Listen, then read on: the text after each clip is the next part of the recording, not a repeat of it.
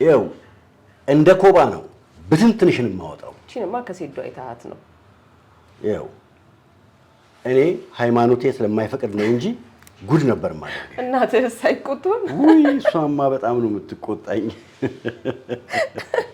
አንተስ እሺ ድግምቱ በምን ይሆንልክ የሴዶ በእንቁላል ሆኗል እኔ እሱ ላይ የለውበት ይሻላል አንተ ግን አምረረክ እንደባደብ ስላልኩ ብቻ ከሴት ጋር ተጣላለህ እደባደባለሁ ያለ ሁሉ የሚደባደብ መስለሽ እንዴ ላጥ ነው እንደ ሴዶ እኔ የሴዶ አቋም በጣም ነው የገረመኝ ሴዶ እንደዚህ አይነት ፕሮግራም ሊሰራለት እንኳን የሚገባ ሰው ነው ብዬ አላምንም ግን እኮ አስጨነቀን በቃ ሀበሻ እያለ አጨናነቀን ምን አለ መሰለሽ እስቲ ስለ ስፖርት ጨዋነት እናውራ በመጀመሪያ ደረጃ የአንድ ስፖርተኛ አልቲሜት ግቡ ምንድነው ስንል አንድ የአካል ብቃት እንዲኖረው ራሱን ማድረግ ሁለት በቂ የአካል ብቃት ሲኖረው ራሱን ቤተሰቡን ሀገሩን የሚያኮራ ስራ መስራት ነው በሰለጠነው ዘርፍ ማለት ነው ይሄንን ደግሞ ለማድረግ ስፖርታዊ ጨዋነት እንላቸው ነገሮች አሉ ለምሳሌ ስፖርታዊ ጨዋነት ስንል ስርዓት የምንላቸው ኢትዮጵያዊ ማንነት በመንለው ውስጥ የሚገለጡ ነገሮች አሉ አመጋገባችን እኔ በእንቁላል ተደብቄ የእንቁላል ተራራ የናድኩኝ ስጎርስ ማሳየት ውድድር ከሆነ 20-30 እንቁላል መብላት ይሄ ራሱ ልክ ነው ብለህ ታስባለህ እንዴ እንደ ጤነኛ ሰው አበላ ስጋ ራሱ እኮ ሲበላ በሬውን በቁሙ ቢያገኘው እኮ የሚጨርሰው ነው የሚመስለው አሁን እንዲህ አይነት ነገሮች ለምሳሌ አህያ ሄዶ እማትመክት እማትመልስ ለምንም ማትል ሪንግ ውስጥ ገብታ ከሱ ጋር ማትወዳደር ጉልበቱን የሚያሳየው እነሱ ላይ ነው ገባክ አሁን የፈሪ ዱላ አለ አይደለ ይሄ ዝም ብሎ ካገኘው ጋር ዝም ብሎ የሚማታ አስበው አቅዶ ሳይሆን ያገኘውን ዝም ብሎ በቃ ጉልበት እንዳለው ለማሳየት የሚሞክር አሁን እሱም እንደዛ ነው የሚመስለኝ እውነተኛ አሁን ትክክለኛ ሐሳቡን ከሆነ አልወዳደርም ብሎ ያመጣው ውሸቱን እስከ ዛሬ እንደሚያደርጋቸው ለቀልድ ካልሆነ በስተቀር የሚችለው እነሱን ነው ማለት ነው በቃ ትክክለኛውማ ፕሮፌሽናሉ እኮ ሰው እንወዳደር ብሎ መጥቷል እኮ አልፈራው ወደ ኋላ ለፈገፈገ ምናምን በቃ እንጋጠም ብሎ ቀኑን እየጠበቀ ነው 3-4 ቀን ሲቀረው እኔ አልወዳደርም አንዴ እናቴ ትቆጣኛለች አንዴ ቅብርጥሶ ይያሉ መሸሽ ግን የሚችለው እነዛን ነው ድንጋዩን ይችላል ኮባውንስ ክረምት ነው እንግዲህ አሁን ውሃ ጥጥት አርጓል ኮባው የጠጣ ኮባ ህፃን ልጅም እንደዚህ ቢለው ዝምብል ይላል እየጮኸ ኮባው እንደው ኮባው እንዲናገር ድል ፋንታ ቢሰጠው ረበናት ተወኝ እኔ ራሴ ቀድሜ ልወድቅ ነው ሞቴን አፋጠንከው የሚለው ነው የሚመስለኝ ግን ተመልካች ማለት ነው ተመልካች ማለት ተወዳዳሪዎችን አምኖ በሰለጠኑበት ዘርፍ ሙያዊ ብቃታቸውን ያሳዩኛል ብሎ የሚመጣ ማለት ነው ገንዘቡን አውጥቶ ለመዝናናት የሚመጣ ማለት ነው ተመልካችን በሰዓቱና በጊዜው ተገኝተሽ ለተመልካችሽ አግባባዊ ስርዓት ባለው መልኩ ሰላምታ ሰጥተሽ ወደ ውድድር ሜዳ መግባት መቻል አለብሽ ያንን አላደረክሽም ማለት ነገ ይሄ ስፖርት እንዴት ነው የሚቀጥለው አልወዳደርም ቱርክ ሄጃለሁ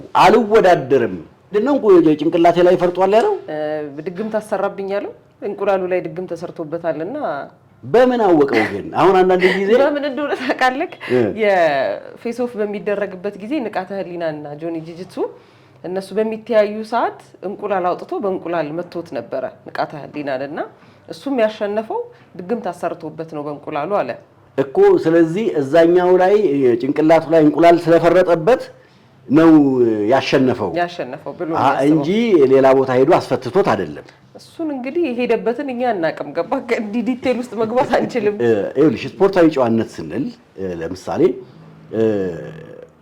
ኦዲየንሱ አንቺን ብሎ ነው የሚመጣው ስፖርታዊ ጨዋነት ስንል ለምሳሌ ሮናልዶን ነው ሰደው ክሪስቲያኖ ሮናልዶ ማለት ነውና ኦዲየንሱ በጣም እሱን ከሚወድባቸው ነገሮች መካከል አንዱ ስነ ምግባሩ ነው አንድ አካል ብቃቱን የሚጠብቅበት መንገድ ሁለት ለማህበረሰቡ ያለው ክብርና ፍቅር። 3 ልጅ ሆኖ ስፖርት ኳስ ተጫውተው ሲመለሱ በርገር እየሄዱ የሚበሉባት ቤት በርገር ተሰጠው የነበረችዋን ሴት ፈልጎ እንዴት እንዳገኛት እና ደግሞ በደም ለታመሙ ሰዎች ደም በሚቸገሩበት ጊዜ ነፃ የደም ስጦታ ለማቅረብ አካሉን ሙሉ በሙሉ ንቅሳት አለመነቀሱ ይሄ በተለየ መንገድ ከስፖርት ችሎታው ውጪ ከማህበረሰቡ ጋር ያለውን ግንኙነት በምን መንገድ እንደሚጠብቀው አየሽው። እዚህ ጋር አልወዳደርም አለ ማለት ምን ማለት ነው? እስቲ እንደው ከህግ አንፃር እንደውም ዛሬ ጠበቃ ሰብለ አሰፋ በዚህ ጉዳይ ሀሳብ ሰጥታበታለችና ሌላውን ይሄ ያለመወዳደሩን ትተኸው ራሱ ማለት ነው አንድ ሰው ድግምት አሰርቷል እንደዚህ ነው ብሎ የሰው ስም ማጥፋት በራሱ እስከ 1 ዓመት እስር የሚያስቀጣ ወንጀል እንደሆነ አሁን ተነስቼ ኢሳያስ ድግምት አሰርቶብኛል ብል በምን ማስረጃ እንዲልልክ እችላለሁ? ገባክ? አንተ ብትከሰኝ እኔ ስምህን እያጠፋው ነው። ከዚህ በኋላ ያንተ ህዝብ ውስጥ ስትገባ ያለህ ታማኝነት እንዴት ነው?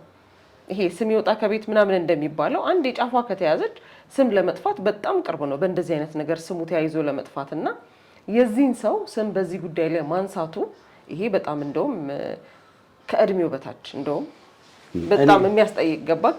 እኔ ኤአይ ነው እንዴ ብዬ ሁሉ አስቤያለሁ። ምክንያቱም 4 ቀን ነው ውድድሩ የቀረው። እኔ አልወዳደርም ነው አልወዳደርም ሁላ አላለም። ጨዋታ ነው ያደረገው እኮ ልክ ህፃን ሆነሽ ምናምን ነገር ኧረ በቃ ጨዋታው ፈረሰ ዳቦ ተቆረሰ ምናምን እንደሚባለው ማለት ነው።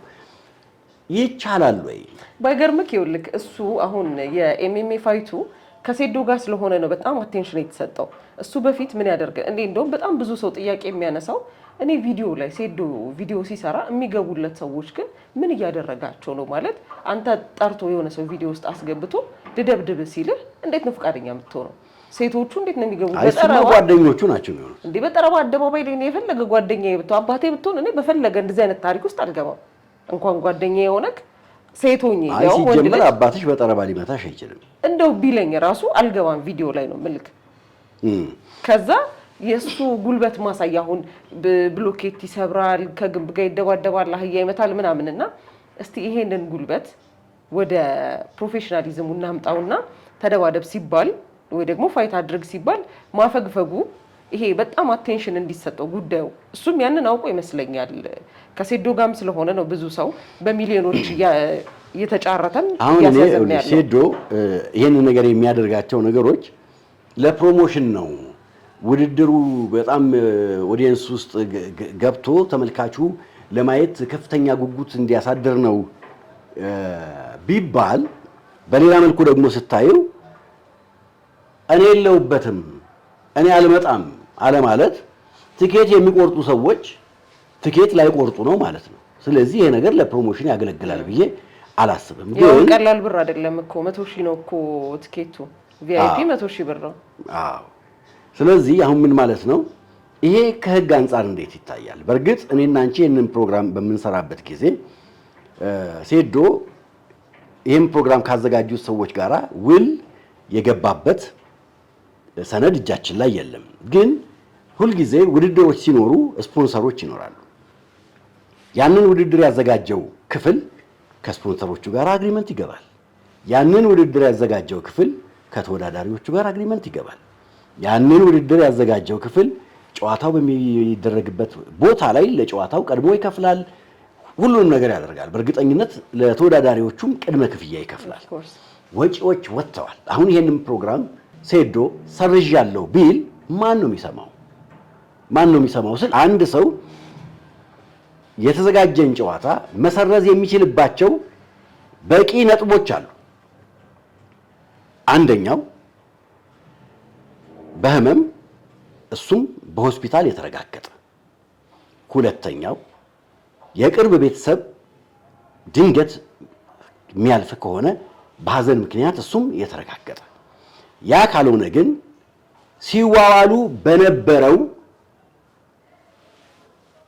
በተጠቀሰው ህግ መሰረት ኪሳራዎቹን ይከፍላል።